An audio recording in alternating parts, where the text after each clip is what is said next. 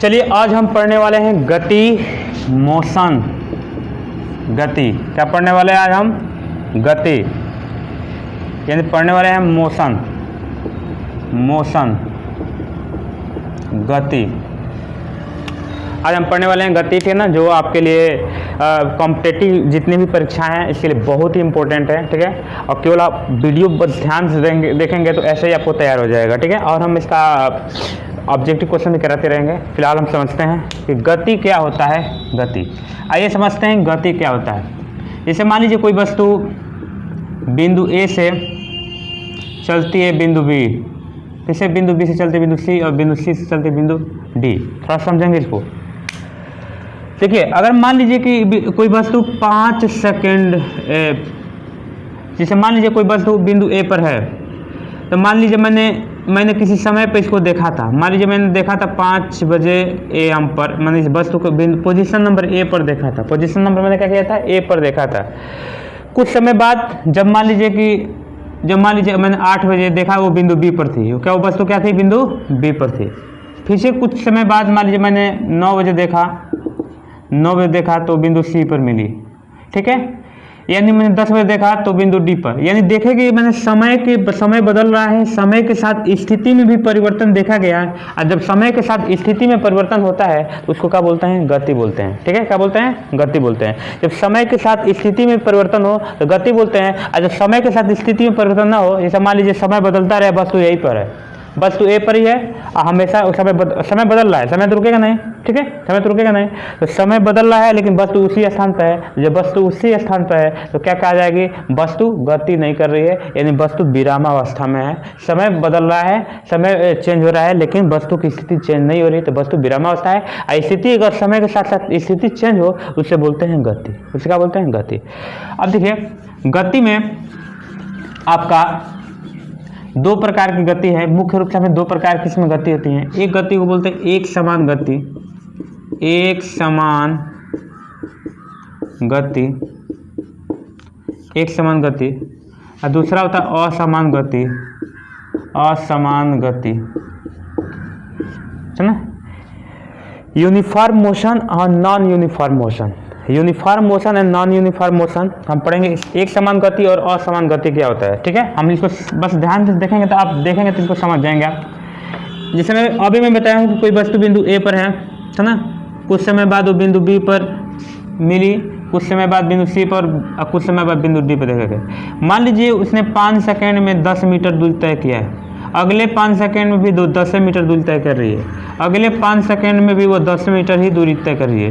तो आप देख रहे हैं कि समान समय में समान दूरी तय कर रही है। समान समय में क्या कर रही है? समान दूरी तय कर रही है। समान समय में क्या कर रही है? समान दूरी तय कर रही है, ठीक है।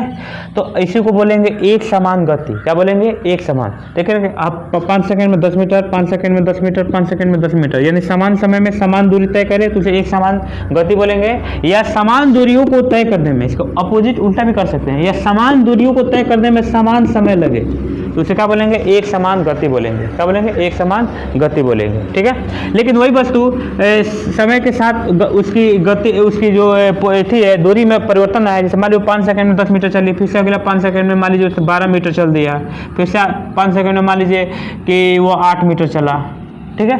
तो देख रहे हैं कि समय के साथ दूरी में क्या हो रहा है? परिवर्तन, स्थिति दूरी में परिवर्तन हो रही है, ठीक है। जब समय के साथ दूरी में परिवर्तन हो जाए, यानी भिन्न भिन्न दूरी तय करे, यानी कह सकते हैं कि जब कोई गतिमान वस्तु समय के साथ भिन्न समान समय के साथ भिन्न भिन्न दूरी तय करे उसे हम असमान गति कहेंगे। क्या बोलेंगे? असमान गति कहेंगे। इसमें मुख्य रूप से 2 चीज बहुत इंपॉर्टेंट है। हम पढ़ेंगे दूरी तथा विस्थापन, ठीक है। दूरी और विस्थापन को समझते हैं। चलिए,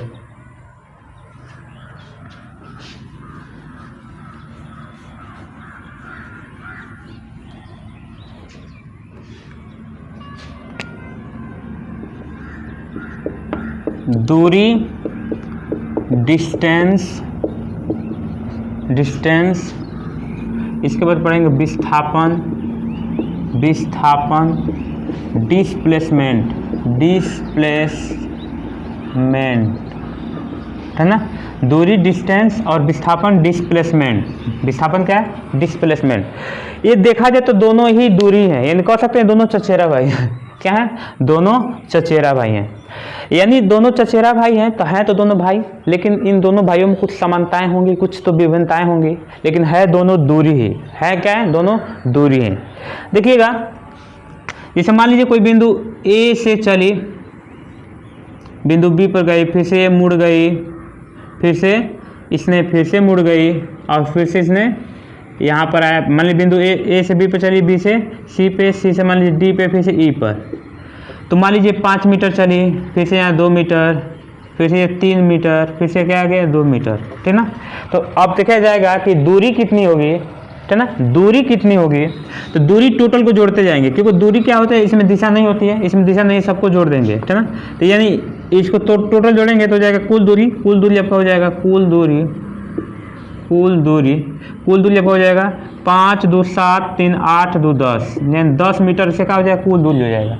लेकिन अगर इसका हम विस्थापन देखें तो विस्थापन क्या करता है, दो बिंदुओं के बीच की निश्चित, ये दो बिंदुओं के बीच की निश्चित दूरी है, दो बिंदुओं के बीच की न्यूनतम दूरी को क्या बोलते हैं, विस्थापन कहते हैं। है तो दोनों दूरी है तो दोनों लंबाई हैं, ठीक है ना। लेकिन देखिएगा ये इसमें दिशा नहीं होती है, इसीलिए इसे टोटल हम दूरी जो है जितना चलेंगे सब दूरी हो जाएगी, दूरी में काउंट हो जाएगा। लेकिन अगर विस्थापन की बात करते हैं तो हम क्या कर देंगे, मिला देंगे, ऐसे मिला देंगे। तो विस्थापन क्या हो जाएगा, जहां से वस्तु चली थी और जहां वस्तु गई थी, जहां वस्तु चली थी या जहां वस्तु गई थी, एकदम वो सीधे एकदम बीच एकदम सीधी जो दूरी होगी उसी को हम बोलेंगे विस्थापन। अच्छा बताइए कि ये वर्ग बन रहा है ना, तो सॉरी ये आयत बन रहा है ना, क्योंकि ये देखिए कि आमने सामने भुजापन बराबर है, 3 है तो भी क्या हो जाएगा 3 मीटर।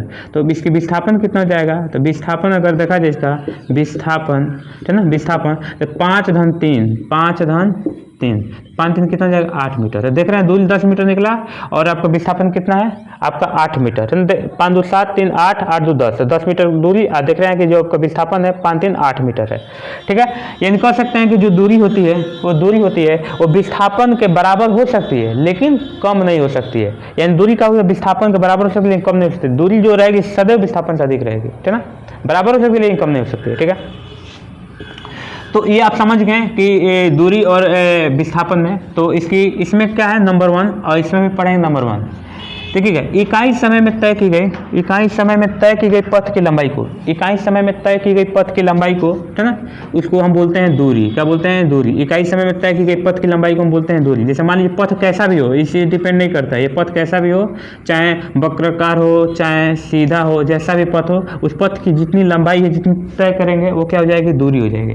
लेकिन इकाई समय में तय की गई एक, या ऐसे भी कर सकते हैं कि दो बिंदुओं के बीच की निश्चित दूरी को हम क्या बोलते हैं, विस्थापन बोलते हैं। या कर सकते हैं कि दो बिंदुओं के बीच की न्यूनतम दूरी को क्या बोलते हैं, विस्थापन बोलते हैं, ठीक। ये नंबर 1 समझ गए, विस्थापन और दूरी, ठीक है ना।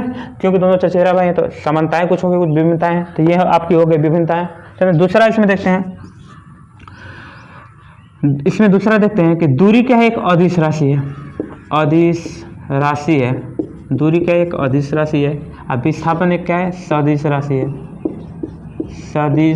है, ठीक है। दूरी क्या है, एक अदिश राशि है, विस्थापन क्या है, एक सदिश राशि है। मतलब अदिश का मतलब जिसमें दिशा नहीं होती, केवल परिमाण होता है, ठीक है ना। सदिश मतलब जिसमें क्या होता है, परिमाण के साथ दिशा होता है। थोड़ा 1 मिनट तो समझ जाते हैं अदिश और सदिश क्या होता है। हमें ये बताइएगा, जैसे मान लीजिए जब आप द्रव्यमान होता है, द्रव्यमान वो क्या अदिश राशि है, ठीक है ना। द्रव्यमान जैसे अदिश राशि है, आप कभी भी आप जाते हैं दुकान पर, तो कभी दुकान से कभी यही कहते हैं कि मुझे 5 kg आलू दे दीजिए, यानी केवल परिमाण बोलते हैं, उसके साथ दिशा नहीं बोलते हैं। ये नहीं कहते हैं कि दुकानदार से मुझे 5 किलो आलू दे दीजिए पूरा प्योर, ऐसा कभी कहते हैं, या मुझे 5 किलो आलू चाहिए दक्षिण की ओर, उसमें दिशा बोलते हैं नहीं, उसमें केवल परिमाण से ही काम चल जाता है। जिसका परिमाण से केवल काम चल जाए वो अदिश होती है, जिसमें परिमाण के साथ साथ दिशा हो। जैसे मान लीजिए कि बेग है या सदिश राशि है, ठीक है ना। बेग विस्थापन, क्योंकि दोनों की दिशा है ना, तो बेग भी क्या है, सदिश राशि है। तो बेग क्या है, बंदूक आप बंदूक लेकर किसी दिशा में चलाते हैं, तो जिस दिशा में चलाएंगे उसी दिशा में जाएगी। तो कितना जाएगी, तो मान लीजिए 20 मीटर पर सेकंड की बेग से जाती है, 20 मीटर पर सेकंड की बेग से जाएगी, एक दिशा में जाएगी। ऐसा नहीं कि मान लीजिए पूर्व में चलाए तो पश्चिम से चली जाएगी या इधर चली जाएगी, ठीक है ना, ऐसा नहीं होगा। तो एक दिशा में जाएगी, तो सदिश राशि है। जिसमें परिमाण के साथ दिशा भी हो उसे सदिश, और जिसमें परिमाण के साथ दिशा ना हो वो अदिश। तो क्या है, एक अदिश राशि है, ये क्या है, एक सदिश राशि है, ठीक है। चलिए, अदिश राशि को जोड़ना आसान होता है, ऐसे ही जोड़ देंगे आप नॉर्मली। सदिश राशि को जोड़ने का कई रूल्स होते हैं, ठीक है। चलिए, इसमें तीसरा पढ़ते हैं कि दूरी की जो लंबाई होती है, दूरी का जो मात्रक होता है वो मीटर होता है। दूरी का मात्रक होता है मीटर होता है। विस्थापन की भी मात्रक क्या हो जाएगा, मीटर। इसका भी मात्रक क्या होता है, मीटर, क्योंकि दोनों हैं लंबाई। तो पता है ना कुछ विभिन्नताएं, दोनों विभिन्नताएं होंगी, ये दोनों क्या हो गए, समानताएं, तो ये हो गया मीटर। अगर हम चौथा इसकी बात करें तो इसका बीमी सूत्र होता है बड़े कोष्ठक में L, और इसका भी बीमी सूत्र हो जाएगा बड़े कोष्ठक में L। ठीक है। अब देखिए पांचवा, दूरी क्या है, सदैव धनात्मक होती है। दूरी क्या होती है, सदैव धनात्मक होती है, लेकिन विस्थापन होता है ये धनात्मक भी हो सकता है, ऋणात्मक भी हो सकता है और शून्य भी हो सकता है, शून्य भी हो सकता है। छठवा, दूरी जो होती है विस्थापन के बराबर हो सकती है, लेकिन इससे कम नहीं हो सकती।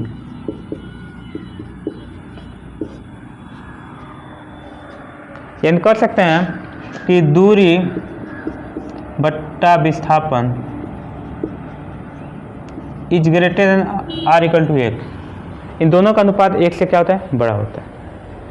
ठीक है।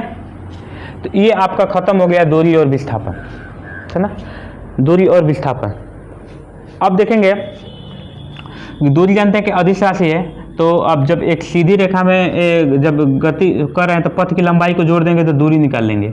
लेकिन अगर ये कोई वस्तु अगर वृत्ताकार पथ पर गति करे, वृत्ताकार पथ पर गति करे तो उसका दूरी कैसे निकालेंगे। जैसे अगर सीधा चले तो दूरी काउंट कर लेंगे, मान लीजिए 5 मीटर चला, फिर से अगला 5 मीटर चला, तो सीधा चला तो 5 5 10 जोड़ लेंगे, ऐसे घुमा तो। लेकिन अगर वृत्ताकार मार्ग पर गति करे, वृत्ताकार मार्ग पर जब गति करे तो उसकी दूरी कैसे निकालेंगे। तो जानते हैं ना कि जब कोई तार है, इसको मोड़ देंगे तो ये क्या हो जाएगा, इसकी लंबाई L है, इसको मोड़ देंगे तो वही इसकी लंबाई है 2πr, यानी परिधि के बराबर हो जाएगा। क्या हो जाएगा, परिधि के क्या हो जाएगा, बराबर होता है। तो चलिए थोड़ा बहुत दूरी निकालते हैं, दूरी को ज्ञात करते हैं, उसके बाद विस्थापन।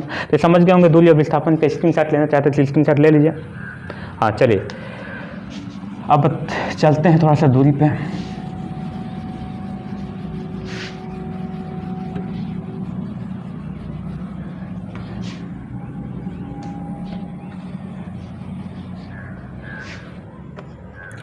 चलिए जैसे मान लीजिए कोई गतिमान वस्तु एक वृत्ताकार पथ पर गति कर रहा है, वृत्ताकार पथ पर गति कर रहा है, और इसका मान लीजिए त्रिज्या क्या है, स्मॉल r है, और वो एक राउंड, जैसे मान लीजिए एक राउंड लगाया, 1 राउंड 2 राउंड 3 राउंड, मान लीजिए वो n राउंड लगाता है। क्या है, चक्र, n क्या है, चक्रों की संख्या है ना, n चक्र की 1 राउंड लगाता है।